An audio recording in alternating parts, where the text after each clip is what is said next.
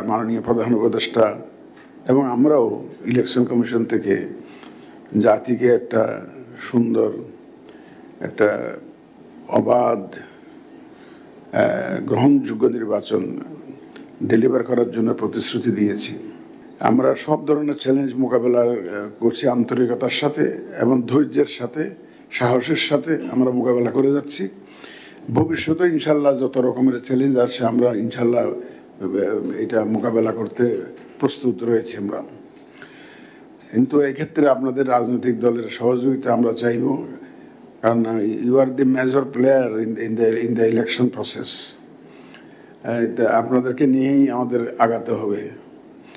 আমাদের সার্বিক কর্মকাণ্ড, সার্বিক প্রস্তুতি এবং ভোটের দিন, ভোটের পরেও আপনাদের সহযোগিতা নিয়ে আমাদের আগাতে হবে, সেটা আমাদের মাথায় আছে।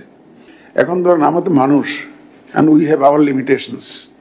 Given the limitations, আমাদের যে সীমাবদ্ধতার মধ্যেও আমাদের তো মানুষ হিসাবে তো সীমাবদ্ধতা আছে, আমাদের চেষ্টার কিন্তু কোনো ত্রুটি নাই, আমাদের আন্তরিকতার কোনো ত্রুটি নাই, আমাদের যে নিয়তের মধ্যে কোনো গলত নাই। আমরা যেটা মুখে বলছি সেটাই আমাদের নিয়ত। তো ইনশাল্লাহ সবাইকে নিয়ে ইনশাল্লাহ আমাদের যে কমিটমেন্ট সেটা আমরা ফুলফিল করতে পারবো, সেই কনফিডেন্স আমরা কমিশনের রাখছি। এই বাংলাদেশের 53 বছরে যেটা হয় নাই, তা আমরা তো সাহস করে একটা নিলাম। তো আমাদের বেশি সমালোচনা করেন না, যেটুকু ভালো কাজ এটুকু প্রশংসা করবেন। আমাদের সীমাবদ্ধতা থাকতে পারে, ত্রুটি থাকতে পারে, এটা অনিচ্ছাকৃত, কিন্তু কোনো আন্তরিকতার ঘাটতির জন্য নয়।